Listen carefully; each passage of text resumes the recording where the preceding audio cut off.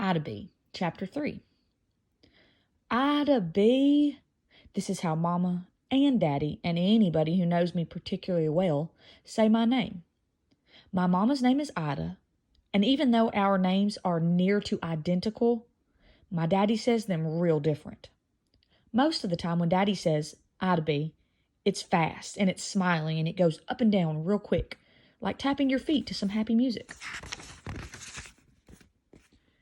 But when he says Ida, that name stretches on and on with no rough edges or sharp turns. Ida, he says, and his breath travels around the room, slips across Mama's shoulders, then her waist, and it keeps going out and about so that everybody gets wrapped in its warm softness. You can still hear it in your head after the sound has stopped, and you're smiling just because somebody said the word Ida, which isn't even the prettiest name in the world. The only time I'm anything other than Ida B at home is if I'm in trouble. If that's the case, and it has occurred on an occasion or two, and my folks are yelling for me, it's Ida B Applewood. All the words are broken up like they're getting hammered out. Ida B Applewood. Where are you? You come on home.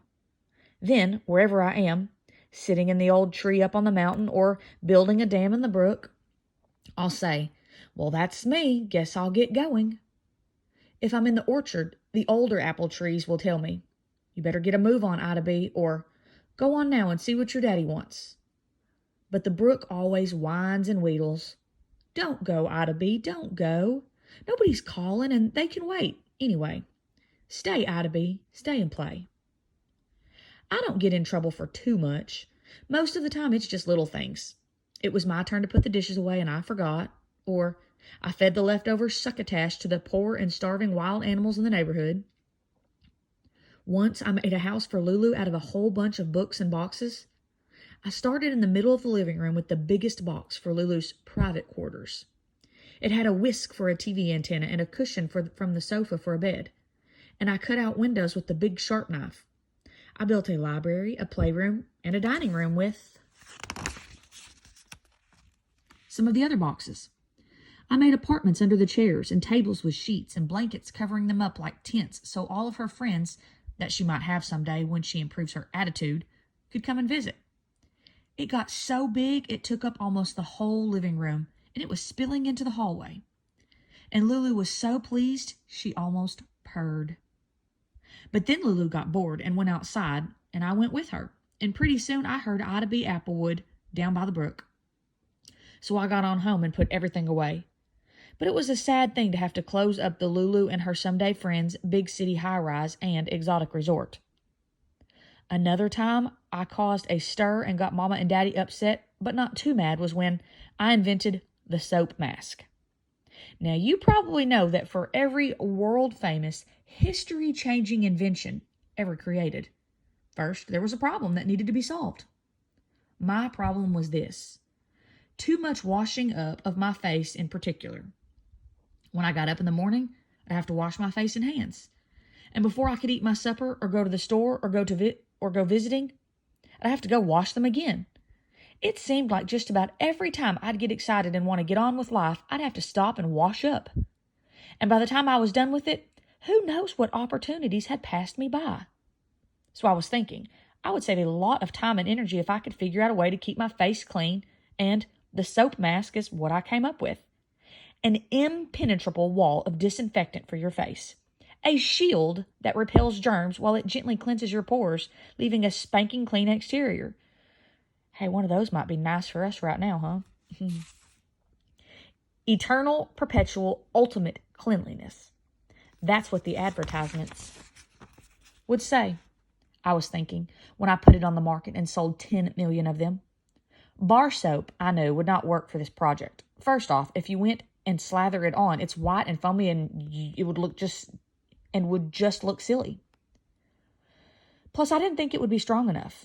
I wanted a powerful solution. Now, here's what's great about dish soap. It spreads around real well, but it also sticks in one place. It will dry if it's left out in the air for a while. It is very strong. It is antibacterial. Perfect. After supper one night, I took a bottle of our best dishwashing liquid to the upstairs bathroom, closed the door, and smeared a thin layer of the stuff all over my face. Then I sat in my room and felt the liquid slowly drying, getting tighter and tighter, joining with my skin so that my entire face was being transformed into a grime repellent. And I left that soap on all night too, so its dirt and disease-killing properties had time to really settle in. In the morning, my face looked scrubbed, like I'd washed it with steel wool. It was red and shiny and kind of pinched looking. It itched and burned something close to fierce. But I just chalked that up to the mask's potent power. I went to the table for breakfast and smiled real big every time I said, "Please pass the milk," or "Please pass a napkin." And I waited for Mama and Daddy to notice my gleam. Finally, after I'd asked for the milk twice when I didn't need it, there were Mama and Daddy both staring at me with their mouths wide open. And I was sure it was because of their awe and amazement at my bright sparkliness. "Evan, do you see that?" Mama said. "She's turning bright red and then white, red and white like a neon sign." "I see it, Ida," Daddy said back. "Then everything happened so fast I didn't have a chance to get a word out," Mama said. Something about scarlet fever. Daddy said something else about mumps or chicken pox. Mama was calling the doctor. Daddy was wrapping me up in a blanket and putting me in the truck. Next thing, we were all driving into town, and they were so quiet and tense, it just seemed like it was not a good time to speak, let alone talk about my groundbreaking, earth-shattering invention.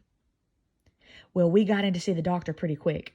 She looked over just about every part of me, and then she asked me, "Ida B, did you do something to your face?" So I told her all about the soap mask. She listened real closely, and then she said, "Ida B, your skin's turning colors, and you're feeling like your face is on fire because the dish soap has irritated it. So we're going to rinse it off. I'm going to give you some lotion to soothe your skin, and it should be back to normal in no time." Then she gave me a big smile and said, "But no more masks of dish soap, all right?" Now, even though it might not have worked out as well as I'd planned, I believed the doctor was telling me that the soap mask, minus the dish soap, was still an excellent idea worth exploring, so I was encouraged. And she was saying that the flashes of flame that kept engulfing my face from the inside out would soon be extinguished with a real simple solution. "All right," I said, and I smiled and looked at Mama and Daddy. Up to this point, they were real nervous looking. They were holding hands and staring hard at me, then the doctor. But while the doctor was talking to me, they were transformed. First, Mama let out a big sigh, and Daddy smiled and shook his head. Then Daddy picked me up and said, "Oh, Ida B," and Mama hugged both of us. We were having a thank goodness Ida B's all right celebration right then and there, and all that was missing were cake and presents. After we were done hugging each other and hugging the doctor and shaking the receptionist's hand, we got in the truck to go home. Before Daddy started the engine, though, Mama turned to me and said real serious, "Ida B, a trip to the doctor is expensive, so you always need to tell us if something's wrong or if it's not, okay?" I made my brow furrow and my eyes big just like hers so she'd know I was serious too. "Okay, Mama," I said. But in my head I was thinking this, that if a child waited to speak until all the grown-ups settled down and gave her some room to say her piece, most important things would never get said.